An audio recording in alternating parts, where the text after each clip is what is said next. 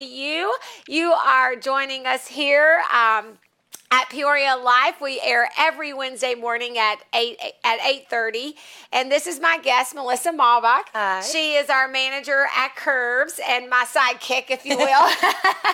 We spend a lot of time together and work together in coaching the ladies at Curves, and personally, between the two of us, we've lost about 150 pounds ourselves. Oh my gosh, yeah. Right? Yeah. So we're kind of neck and neck. I think mine's about 70 and yours is 60. 60. So 130 pounds between the two of us. So I think we're pretty knowledgeable here in living a healthy lifestyle and what it takes. And I think we can answer some of these questions. But ultimately, my goal and the reason why this Healthy You podcast is important is I feel like there's a lot of misinformation out there, and it's so hard to live a healthy lifestyle. It's very difficult, and you gotta be informed. And I just want to make sure that you have the right information to live that healthy lifestyle. There's so many pieces to the puzzle. Yes. Isn't it? Yes, definitely. I think I got it narrowed down to like 12 pieces. I know. But it could even be more. Depends on who you talk to. Yeah, for sure. And so just some basic information is what we're going to be talking about in this show, answering some basic questions. I'm thinking that if these women who ask us questions want to know the answer, if you're listening, you probably want to know the answers to some of these questions too. And then Melissa and I will just use our experience and our education in nutrition and help to answer them to the best of our ability. And you did a little research on some of the questions too, just to make sure that we are giving the best information from possible. Good sources, because like my husband always says, I'm like, well, they say, and he's like, who is they? Who is this they? You know, because you can ask the internet anything, right? And you just get a slew of answers, and you wonder where did they come from. So the majority of my sources were from like WebMD, Mayo Clinic, very reputable, Cleveland Clinic, very reputable sources. Yes. You know, not just some random goodness knows what. Right. Or some blog, someone wrote just their opinion. Yes. That happens a lot, and I'm the same way. I mean, I'm, certified in nutrition and exercise kinesiology, been coaching. So I write blogs but I put that information out there, but sometimes I make mistakes too, you know? Yeah. So you got to be careful when you're reading that stuff and making sure that information is coming from the good resources. And all of those are good resources. For sure. And not to mention things change that we've learned over the years. What it maybe was that, there's new research. Oh my gosh. And so things keep coming out and things keep changing, and everybody's different depending on, height, weight, age, medications are on it. So there's so many variables that things just play a role. But for the general person, we have some pretty good questions and pretty good answers. Yeah. All right. Yeah. Well, what's the first one? Okay. So the first question was from Sandy over at Curves. And she said, why should you eat a protein with a carb? Why can't you just have an apple for a snack? Yes. What a good question. Yeah. So, you and I both know one of the things that happens is usually when I sit down with someone and talk to them about their diet. And when I say diet, when Melissa and I use the term diet, we are talking about the food that you put in your mouth. Yes. What your diet is. You can have your a nutrition. Good diet, a bad diet, a high protein diet, a high fat diet, a high carb, low carb. What it is that you're putting in your mouth. We are not talking about like a restrictive diet, like going on a diet. So I want to be clear about that, right? Mm-hmm. So most of the time when I'm talking to someone about their diet, they'll say, but I eat really good. And I ask them always, well, what do you have for breakfast? What do you have for a snack? And we go through. Yeah. And almost always I get an answer like, oh, I have a banana in the morning for a snack, or I'll have an apple in the morning for a snack, right? You hear that a lot? Yes, all the time. Yeah, I ran out the door and I just grabbed a banana real quick and my coffee. Yeah, like, or some grapes, and those are all good choices. Fruit is healthy. For sure. We want you to eat fruit. The issue with that is it's not complete. So what we call a complete meal, where it has all the things that you need, right? The good source, the carbs. Your body needs those carbs. It has protein. It has fat, fiber. So we want to make sure that you're getting a complete meal even in the snacks. So a complete meal would be considered a protein to go with a carb. So a good carb. So if you're having a fruit, you definitely want to have some protein to go with it, whether it be natural peanut butter, a Greek yogurt that has a lot of protein in it. Those are great opportunities to have that protein. But the reason why is because when you eat something that has sugar, even if it's natural sugar, your insulin is going to have to increase in order to reduce that sugar level in your body. Yeah, you're going to get what's called a sugar rush. A sugar rush or a spike. Yes. You've heard it termed spike, a sugar rush or a spike.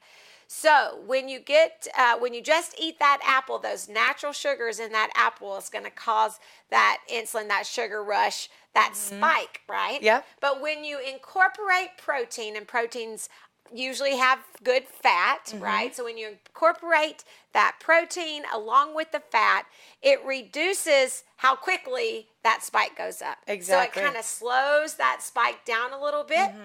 And it's all about balancing out those blood sugar levels. Yes, and that is so important because balancing your blood sugar levels helps with your mood, helps with everything. The fact that you get that 2 o'clock crash during the middle of the day, where you're like, oh my gosh, I'm so tired because your blood sugars aren't balanced. And most people reach for a candy bar or a chocolate mocha latte or something along that, which causes a quick rush, but then boom, you crash again. Well, another part of that is dehydration, but we're going to talk about that in a little while. Oh, yes. In just a little bit. But, that does attribute to a lot of the 2 p.m. crashes. But yeah, I mean, like today for my snack, I had watermelon and I was sitting there eating it and I was doing some paperwork and I'm like, ooh, I got to go grab a cheese stick, And you make a great recipe with that watermelon and feta cheese. That was good, yeah. That was awesome. It had watermelon, blueberries, mint, lime juice, and feta cheese.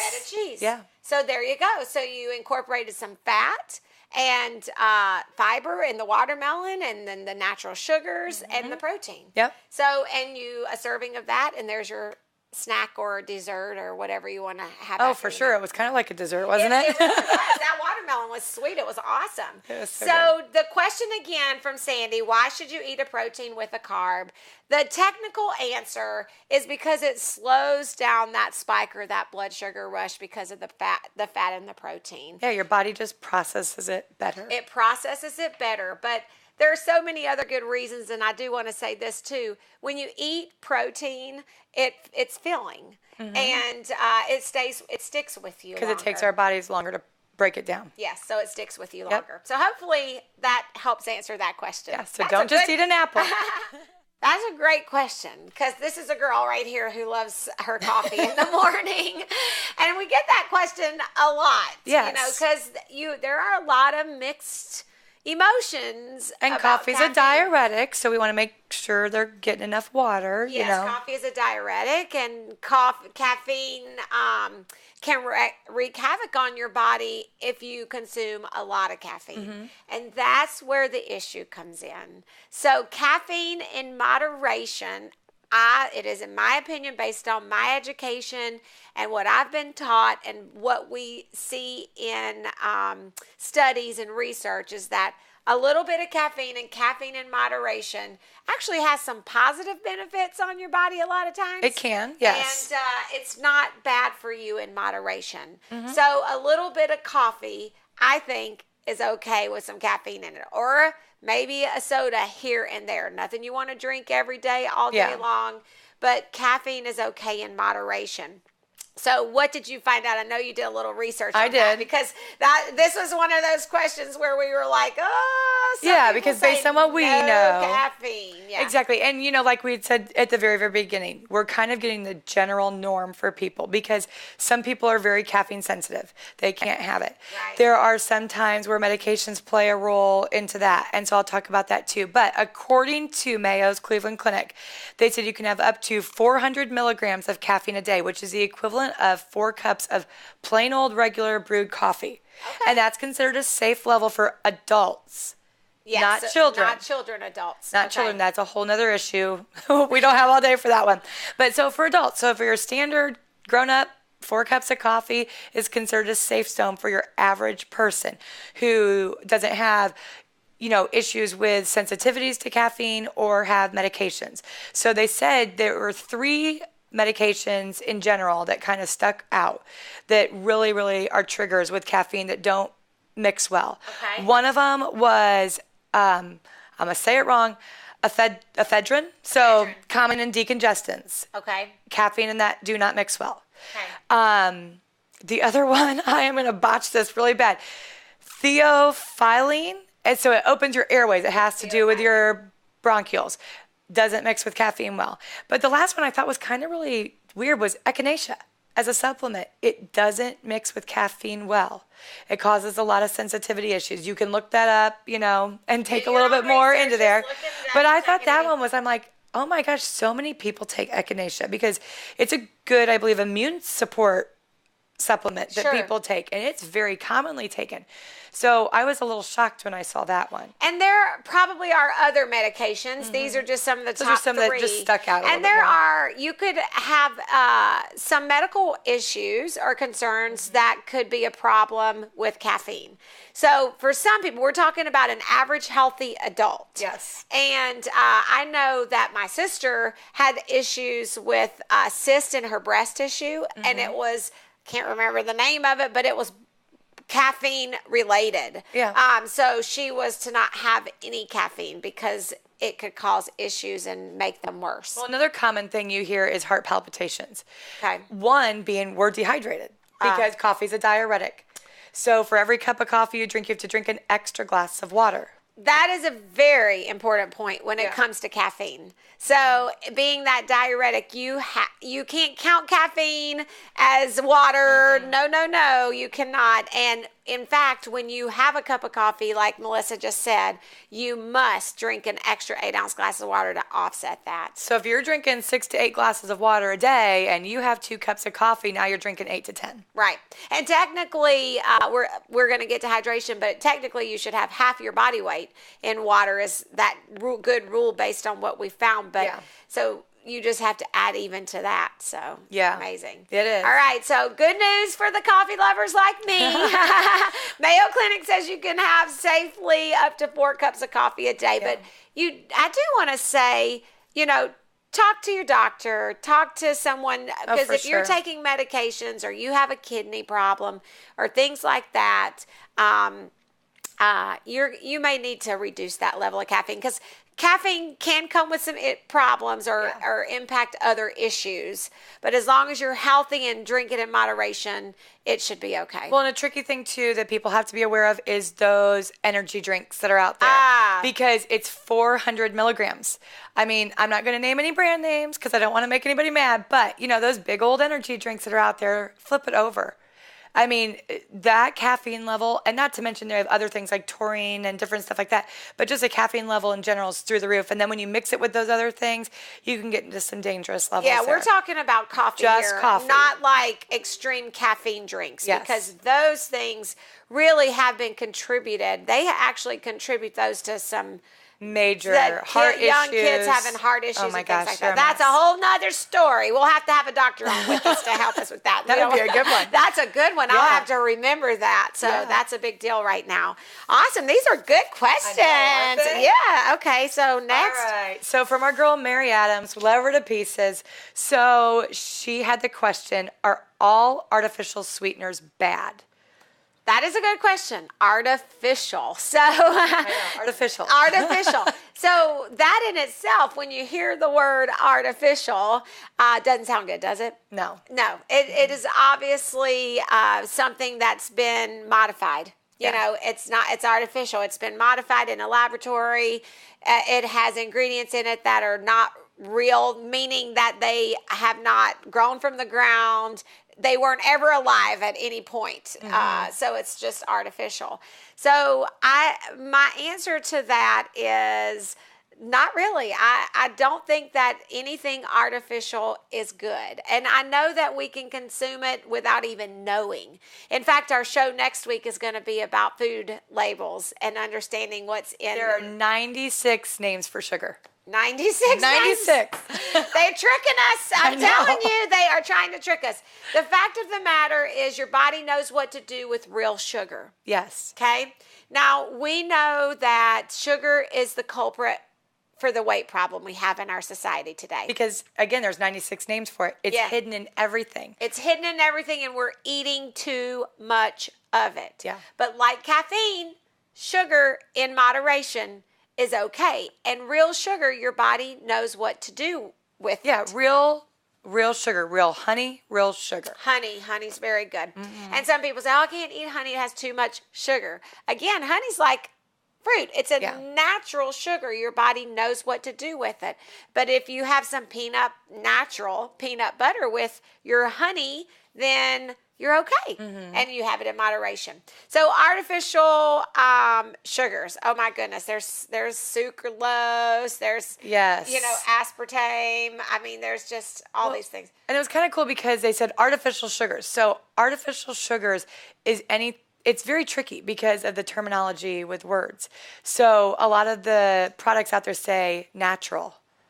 Just because they put the word natural on there doesn't mean it's natural. Even products such as stevia or Truvia, while they are way better than some of the other artificial sweeteners. Like Sweet and Low. For sure. Anything with like aspartame, all that stuff. Right. But they're still processed. They're still refined. So, but they do help with people, especially who are diabetic, weight control issues. They do help with those things for sure. They do have some pros. Yeah, for because sure. if you really like to have sugar, let's just say you love your coffee in the morning and you really like it to be sweet. Yeah. It's much better to use a little stevia to sweeten that coffee than it would be to use an aspartame derived like to Sweet and Low or something like that. Yeah, and they even have that in baking stuff now. So if you want a cookie, they do have alternatives. So there are good things to alter it. You just don't want to do it all the time and make that your excuse to be able to have sweet stuff. Right. And it's interesting because stevia is the big thing today. Everybody's sweetening with stevia and they're like, oh, it's or all monk natural. fruit. Monk fruit. That was a new one. It's all natural. It's okay. It's derived from a natural plant, but it has to be processed. Yes. And so with that, then it becomes more processed. It's not like sugar. It's not the real deal. So, but obviously it has less calories. So like you said, it has some cons. But there are doctors out there, especially integrative doctors, who believe that anything artificial is really wreaking havoc. There's a lot of medical issues that can be and have been created from artificial sweeteners. Yeah. And another one was sucralose. That is a big one. That's very, very common in a lot of stuff. Yeah. That, again, because it was pulled from sugar, is more of what they call natural, because it came from sugar and wasn't just something that was lab created like aspartame or anything like that. So that is one that people classify more natural when it's really not. It's still processed. It's still processed. It was still pulled from something, made into something new. Same thing with the stevia and the Truvia. It was still pulled from something, processed and refined. Even though it's better, it's still not real. So just, I try as best as you can. As best as you can. Try not to put anything that's not real in your body. If you can't pronounce it, don't eat it. If you can't pronounce it, don't eat it. If it's artificial, you really should do the best you can to avoid it at all costs. So that's my take on things that are artificial. That's the best we can do on that one. That's the best I can do on that one. Awesome. Sure. Okay, this one was really neat. So water. Oh my gosh, water is a huge thing. We've been talking about water because it's been so stinking hot.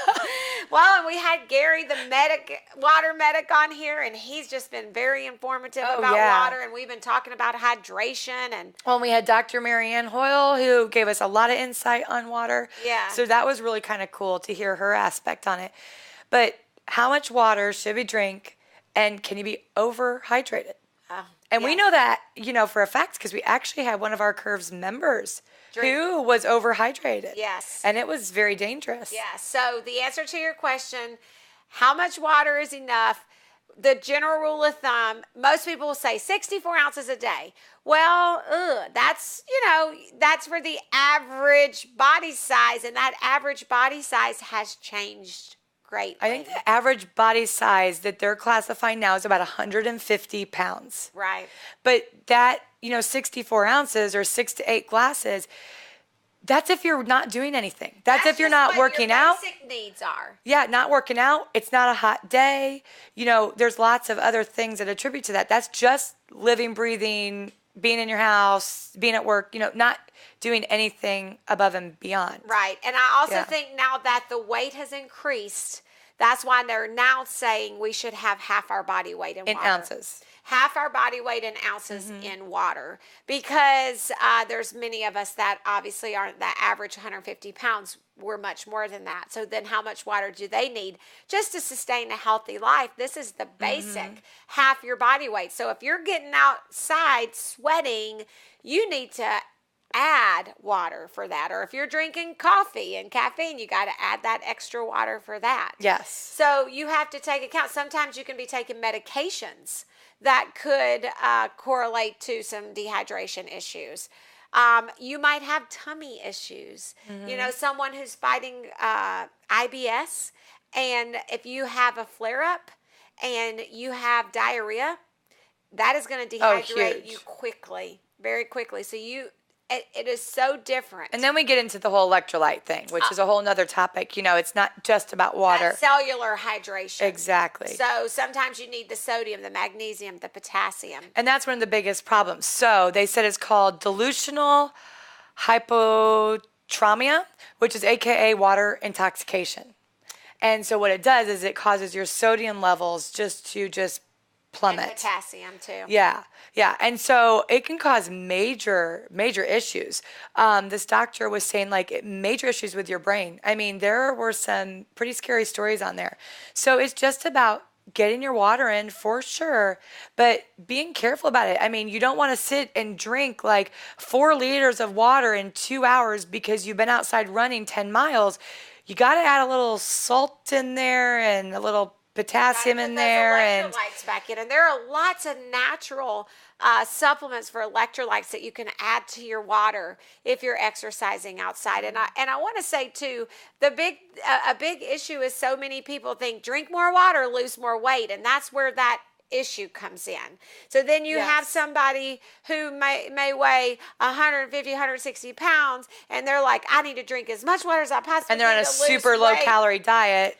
And now they're drinking, you know, instead of 64 or 70 or 80 ounces of water, they're drinking 120 ounces of water, which is way more water than they potentially need, especially if they're not doing any excessive exercising outside. That's where. And they said a lot of that too. And then you have the contributing factor where they're trying to lose weight and they're down to like 1,000 calorie a day diet. Don't even get me started on that one. Which is awful. I know, that's terrible. But then they're, you know, putting that kind of water through their body and not enough food. So then just that mixture in general is bad. And it's just kind of the same thing with artificial sweeteners, all that kind of stuff, water. You can always have too much of a good thing. Yeah. You know, of course you need to be hydrated, but there is such a thing as too much of a good thing. Well, and it's about balance, and that's what living a healthy lifestyle is all about. Yeah. It's enjoying some things that we like every now and then, but it's about balance. But at the end of the day, eat the real stuff. You know, it's like we get the question all the time too about that ice cream, this new Halo ice cream. I wish I had that food label with me to, you know, for to show you, but. We get that a lot because there's this new ice cream out there, right? That's low in calories and all this stuff. And well, because they put protein in it. They added a protein with a carb. And then they put that on the label, loaded with protein. And everybody's like, yeah, I can have ice cream with protein. And while all that's fine and dandy, you got to really do a little bit of research. And when you start looking at some of the ingredients and you start looking at the calories and the amount of sugar, you might as well just eat a serving of the real ice cream. So for me, I would choose to eat the real deal, you know, over anything artificial and imbalanced. So, again, back to that water. That's what you're saying. You're like, just know the facts. Know how much you weigh. Know that you need to have at least half your body weight in water to sustain a good, healthy life. Anything you're doing in addition to that, exercising outside, sweating more, working out, drinking some caffeine, you need to increase it by a little bit, you know, not over. Yeah. And if you're doing a lot of work outside, riding a long way on a bike, running outside, lots of sweating, you need to incorporate some electrolytes. And, you know, there's no favorite brand. And a little bit of salt. Yeah, the sodium tablets. Like when I'm running the St. Jude run and we're outside all day, we're all popping sodium tablets constantly to make sure our our sodium doesn't drop too low. Yeah. There are symptoms of dehydration.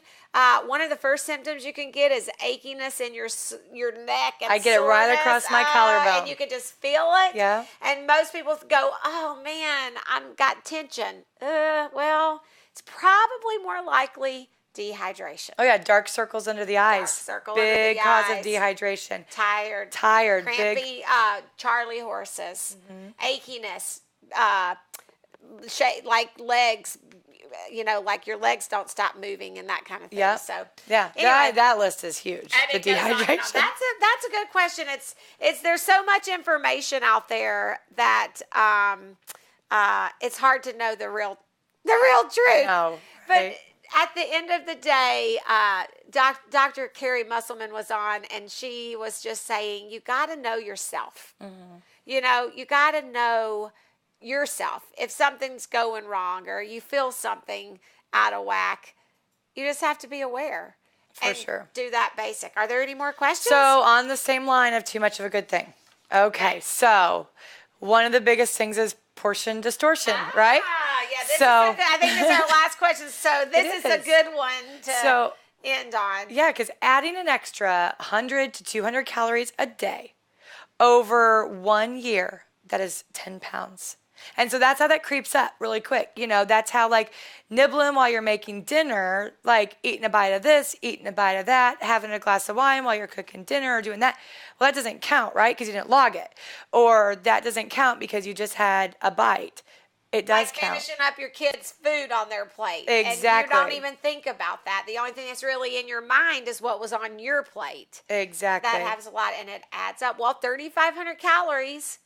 Are in a pound. Yep, about 3,500 calories. So if you're adding that extra couple hundred calories a day from here or there, it's going to add up. So how much is too much? The difference is knowing the difference between a portion and a serving.